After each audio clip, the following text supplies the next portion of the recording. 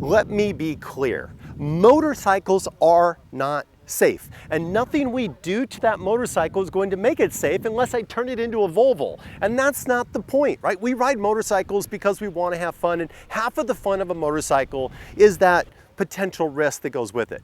The problem is if we get hurt on the motorcycle, we don't get to ride the motorcycle. So this is why it's important to have the safety features that are involved, the technologies and the secondary items that make that bike, well, that helps that bike help us ride that bike more often.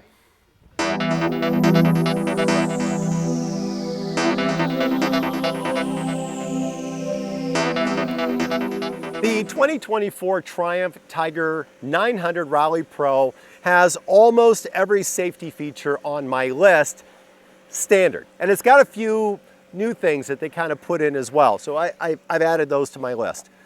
Number one, let's talk about rider modes. Rider modes are misunderstood. When they first came out, it simply was a way of turning the power down on a motorcycle. If you had a very powerful motorcycle and you're riding in the street, the manufacturer would just dial it back so that you were less likely to get in trouble. Same thing with the old off-road modes. They would just detune it from 150 horse down to 95, and then you'd be better off-road. But a sophisticated motorcycle like this one that has a 6-axis gyro in there that's giving constant feedback means that that rider mode is doing more than just detuning power or changing a map for the ABS. What you're doing with current rider modes is telling the bike up front the conditions that it's starting with. And so it does remap the starting point to try to smooth out power delivery, to try to smooth out braking, so you don't get to the point where ABS or traction control have to kick in. Think of the rider mode as plan A and ABS and traction control as plan B. The number one feature, the number one safety feature on any motorcycle is ABS. It is an absolute lifesaver. It's a mandatory safety feature in many countries, all of Europe and many countries around the world, because it makes that big of a difference. And modern ABS, you cannot brake better than modern ABS. They're too sophisticated. They're running more than 15 times per second, giving feedback to the computer, making changes, and back to the brakes. Guys, I don't do anything 15 times per second. It's amazing the kind of feedback, and we can't beat that anymore. Even off-road ABS is extremely sophisticated, and there are very rare situations where you can outride the actual ABS. The next level of ABS, and that only comes when you have that 6-axis gyro like the Rally Pro, is cornering ABS. And cornering ABS means that as that bike tips into the corner, that gyro starts sensing how far you're leaning, how fast you're moving. It's counting rotations front wheel to back wheel, and it's making those adjustments in the braking system for you so that you don't lock up while the bike's leaned over. And one step further, on the 24 model, they also have a link braking system that's also tied into the computer. So it's not a link system like years past where you just have a generic front and rear tied together. This one's sending information and changing pressures forward and back as you're going through your braking process. So now you have anti-lock brake that works inline and leaning, that distributes braking front to rear, that's using a 6-axis gyro inside, that's giving all that other feedback, on top of the fact that you've already told it what mode to be in, as opposed, are you out sporting on a racetrack? Are you on a regular road? Are you riding out in the rain? Are you off-road? You're already giving it some information to start with. Guys, ABS is a must. I'm telling you, technology is awesome. Traction control is to throttle what ABS is for the brake. The whole job is to keep the wheel rotating without spinning, which kind of makes sense.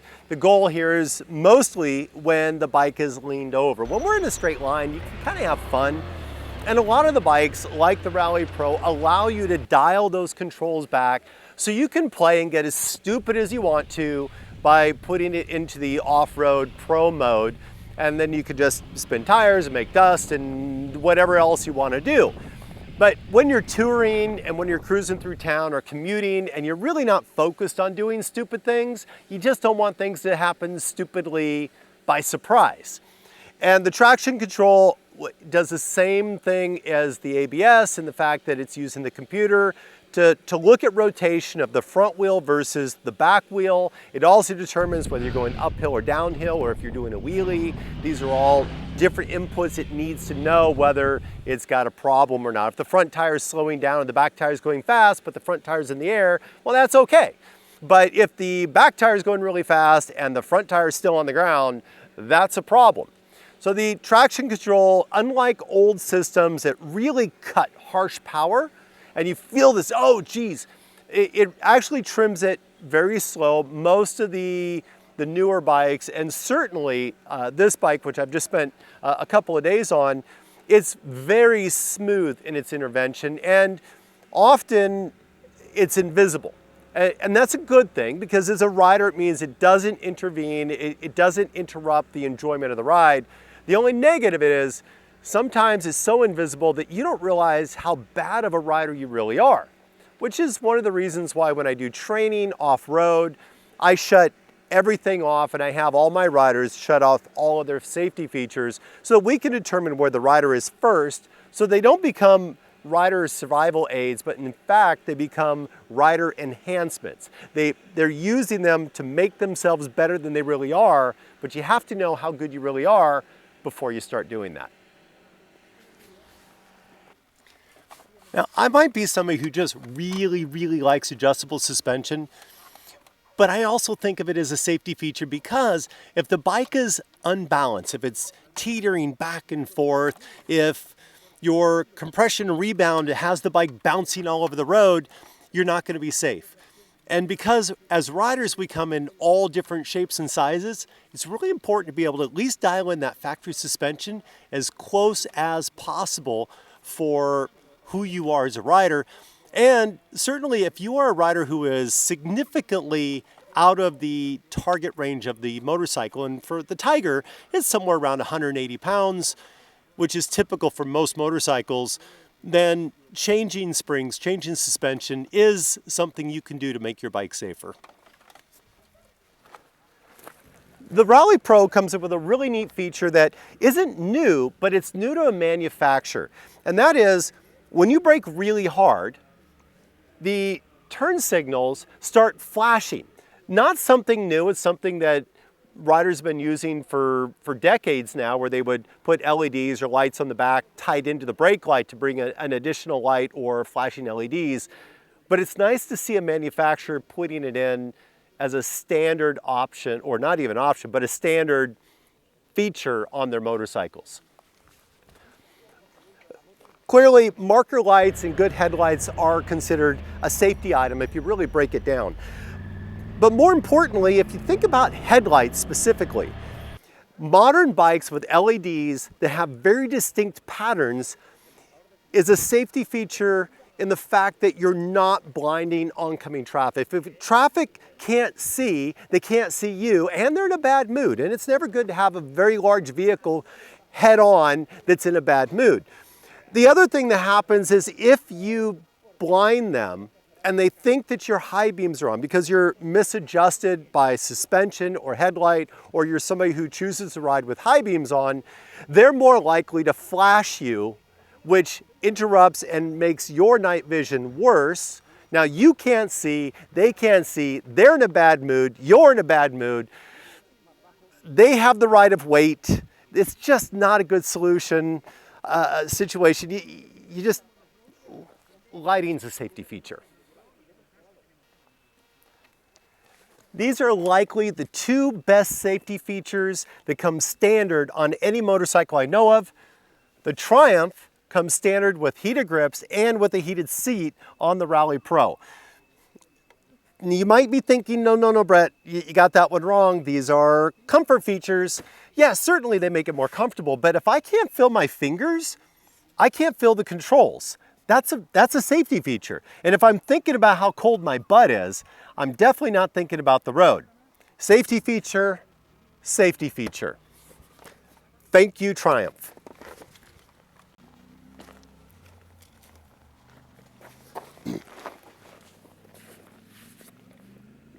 This was not a comprehensive list of absolutely everything that can be done to a motorcycle to make it safer on the roads. I'm going to challenge you as the viewer to leave a comment below, at least one, of something that you've done, seen, or would like to do to your motorcycle that would make you safer on the road. Just not the loud pipe thing, because that's a whole video unto itself. Thank you for supporting the channel. Make sure you hit subscribe, leave a comment, hit the bell. If you'd like to support the channel deeper, so Patreon, those on Patreon are what keep this channel going. That's where all of my video budget comes from. Also, I'd like to do a really quick thank you to Triumph. Triumph allowed me to come out to do a press launch on the new 2024 Triumph Tiger 900 Rally Pro out here in Spain. So I'm getting to enjoy this wonderful winter Spain day, riding around a really awesome motorcycle. So stick around, that review or that impression on this bike will be coming out soon. Thanks guys, thanks for watching the channel. See you soon.